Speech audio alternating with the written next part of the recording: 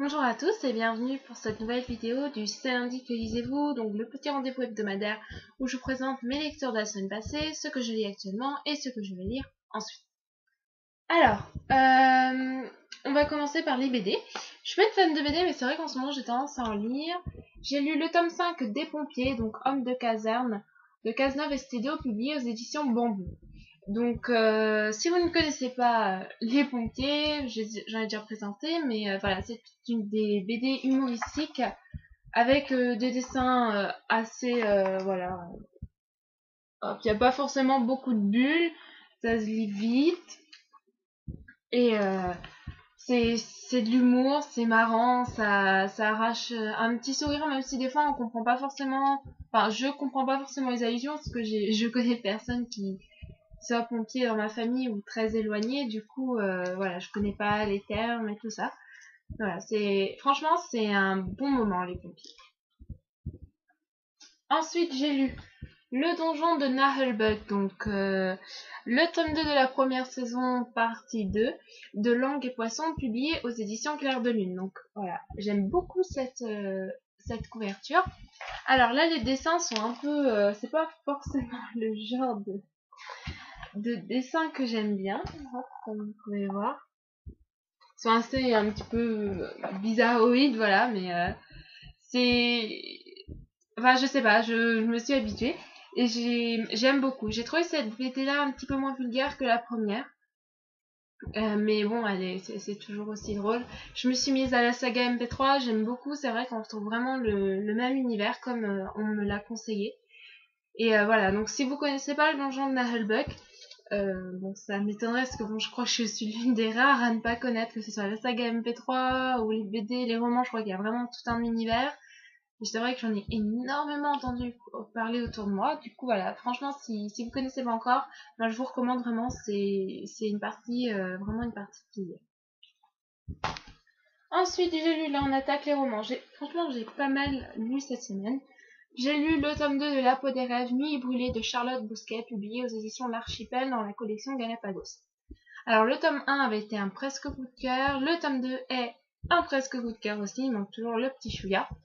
Donc en fait, on suit deux histoires en parallèle. Donc c'est Lona qui raconte l'histoire de Cléo. Et Cléo, c'est donc l'histoire majoritaire. Donc Cléo, c'est une humaine qui a été recueillie par le clan du passage ou quelque chose comme ça, par Marcus en tout cas. Et en fait, ses parents ont été tués par des haches. Donc des haches, c'est des hommes avec couverts de plumes, avec des ailes. Donc on est dans un monde post-apocalyptique. Et donc voilà, Cléo, elle voue une haine féroce à ses haches qui ont tué ses parents, sans raison pas apparente. Jusqu'au jour où, lors d'un combat contre les haches, elle se retrouve face à son miroir. C'est-à-dire qu'elle va avoir une hache qui lui ressemble comme deux gouttes d'eau, avec exactement le même tatouage au bras, au poignet un petit peu étrange. Et ça va tout remettre en question, qui étaient ses parents, qui est cette fille, qui est visiblement sa jumelle, qui a vraiment tué ses parents, pourquoi, enfin voilà, ça va tout remettre en question. Et il y a évidemment une petite histoire d'amour. Donc dans ce tome-ci, on s'arrêtait, le premier tome, on n'avait rien, aucune révélation, aucune explication. Là, on en a. Euh, j'ai un petit regret, c'est qu'on n'en sache pas plus sur le père de Cléo. C'est bon, j'aurais bien aimé un petit peu en savoir plus et tout ça, mais voilà, c'est quelqu'un qui a raconté l'histoire à Lena, elle ne connaît pas tous les détails, peut-être que Cléo les a découverts par la suite, on ne le sait pas. Ce qu'on sait, c'est que l'histoire de Cléo se termine dans ce tome-ci, mais que l'histoire de Lena, elle, n'est pas terminée. Donc Lena, dans le prochain ou les deux prochains tomes, va raconter l'histoire d'une sirène. Et j'espère que je vais autant aimer qu'avec Cléo, parce qu'autrement, bah, ça risque de descendre la série qui est pour le moment en partie pour être une excellente série. Et vraiment, je vous la recommande. Voilà, ma Nuit brûlée de Charlotte Bousquet. Ensuite, non, c'est pas celui-là, c'est celui-ci. 24 heures pour la fin d'un monde de Émilie Decamp, publié aux éditions Chloé Délice. Donc c'est celui-ci, ma chronique est sur le blog. C'est un livre que j'ai reçu en partenariat avec le forum Accro et Mordu. Alors, franchement, c'est vraiment un excellent livre. C'est un presque coup de cœur aussi. Il y a, enfin moi ça m'a vraiment remué. Donc c'est une jeune fille qui va plonger dans la drogue parce qu'elle a des soucis avec sa famille.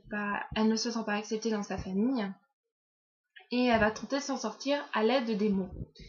Donc elle va écrire, c'est une sorte de journal intime. Donc là en 24 heures elle va revenir sur sa vie avec, soit pour mieux s'en sortir, soit pour mieux s'enfoncer, je ne vais pas vous dire. Donc en fait ce roman franchement il peut avoir une fin heureuse comme malheureuse.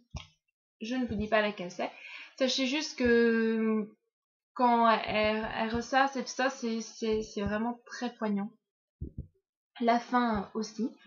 Le seul gros bémol de ce livre, c'est qu'il fait 107 pages, il lit donc en un quart d'heure, 20 minutes, et il coûte 15 €.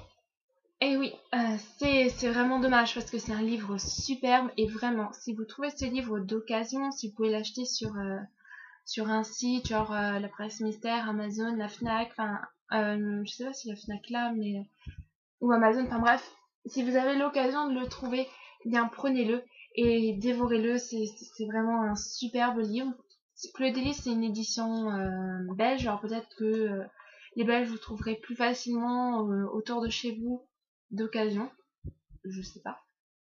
Mais en tout cas, vraiment, c'est vraiment un très beau roman. Et je vous le recommande plus.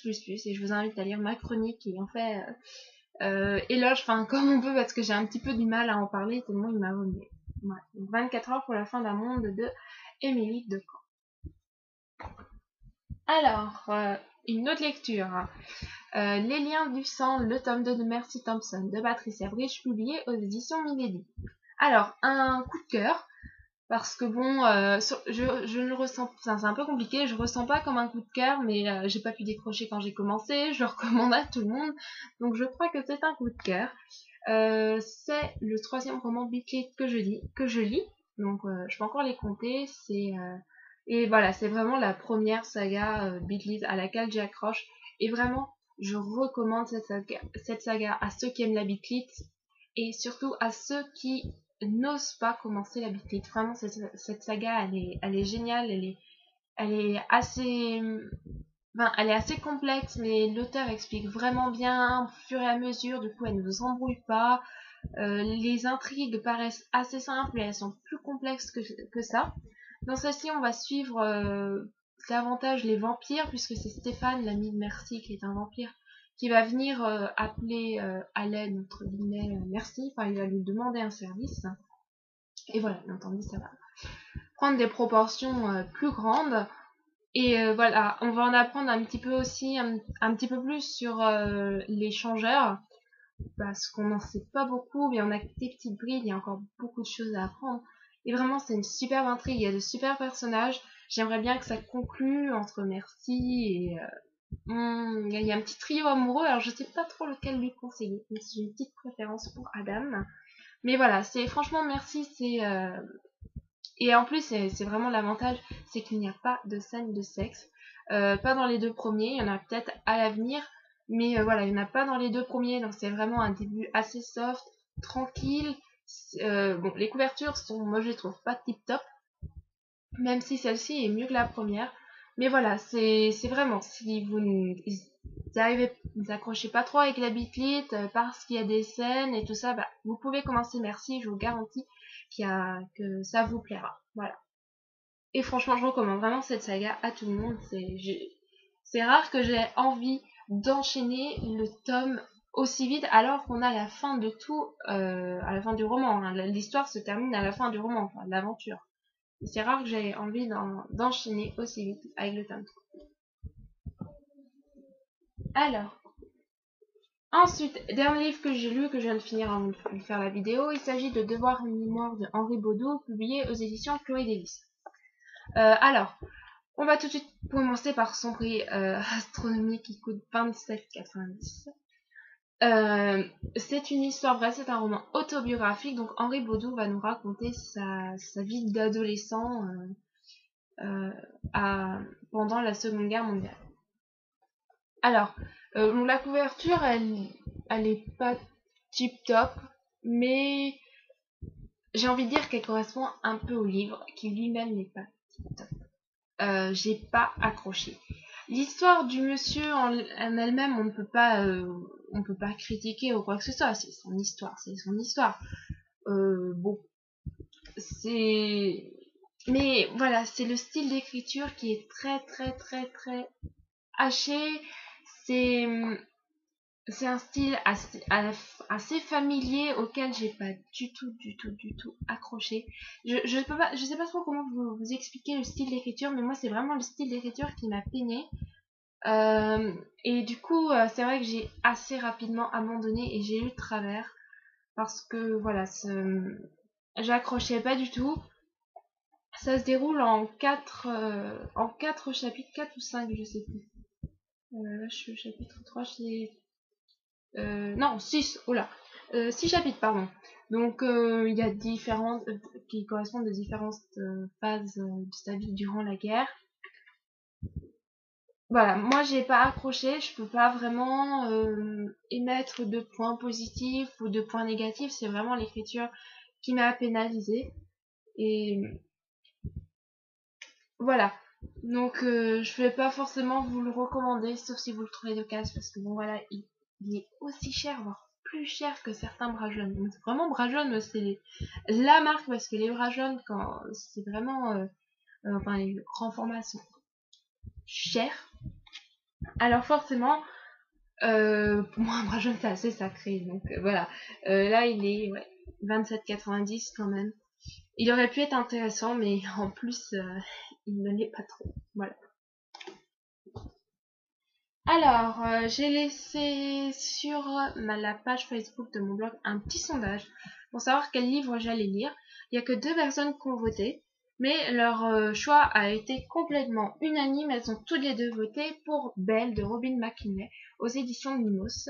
Donc c'est le livre que je lis actuellement. Enfin, je vais pas commencer, mais que je vais commencer incessamment sous peu. Donc il fait 250 pages, 230 pages. C'est écrit assez gros, même si vous voyez, il y a quand même de bonnes pages d'écriture. Je pense pouvoir le finir d'ici mardi soir, même pourquoi pas ce soir.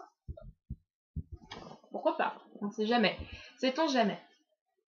Et si je finis Belle avant de partir, je pense attaquer Candy Pop, En route pour la gloire de Lorraine Laverne, publié aux éditions Gallimard Jeunesse. Donc voilà, je suis chroniqueuse en plus fort. Il est en retard puisqu'il paraissait le 23 mai. Oh, c'est pas le livre le plus en retard que j'ai malheureusement, on lit plus fort, j'ai énormément de retard. Donc voilà, j'aimerais bien être à jour dans les derniers. Et puis après, hop, remonter tranquillement, donc pourquoi pas celui-ci. Et il est lui aussi, je pense qu'il peut se lire très très très vite, même s'il est assez court. Et alors, du coup, je risque peut-être qu'en fait, je pars en vacances pendant un temps indéterminé. Déjà que je suis même pas sûre de partir mercredi. Oui, on est très organisé. Donc, celui-ci, soit il commence avec moi dans la voiture. Enfin, c'est le livre que j'aurai dans la voiture si je ne l'ai pas terminé. Si je l'ai terminé, ça veut dire qu'il faut que je le lise. Ça veut dire qu'il faudrait que j'ai terminé Belle ce soir et que je termine Candy Pop demain. Autant dire que c'est un petit peu impossible. Mais je pense emmener avec moi, puisque de toute façon lui il est prévu dans ma valise livresque, Rebelle de Cara M. O'Brien, publié aux éditions Mango. Hein, non, publié aux éditions Fleurus dans la collection Mango. Voilà, je crois que toujours Mango est une édition, mais non, c'est une collection. Donc lui, de toute façon, il est prévu dans ma valise livresque que je vous présente demain. Donc voilà pour un seul lundi, je suis assez contente de moi, j'ai quand même lu pas mal, j'ai lu 2 BD, 4 romans, même s'il y a un tout petit, voilà, je suis contente. Donc c'est le dernier, c'est lundi avant un certain temps, parce que je peux même pas vous dire quand je reviens, aux alentours de 20 août, là, quelque part dans ce coin-là. J'espère que je vais pas trop vous manquer, hein. En tout cas, moi je pense que la blogo va me manquer. Il y aura un grand tas de chroniques à arriver quand même après mes vacances et des chroniques aussi que j'ai planifiées qui apparaîtront pendant que je ne suis pas là. Ça me permettra de mettre à jour dans mes chroniques qui sont en retard. Bon, Bref, je vous fais à tous de gros bisous et bon bah à la prochaine. Bisous bisous.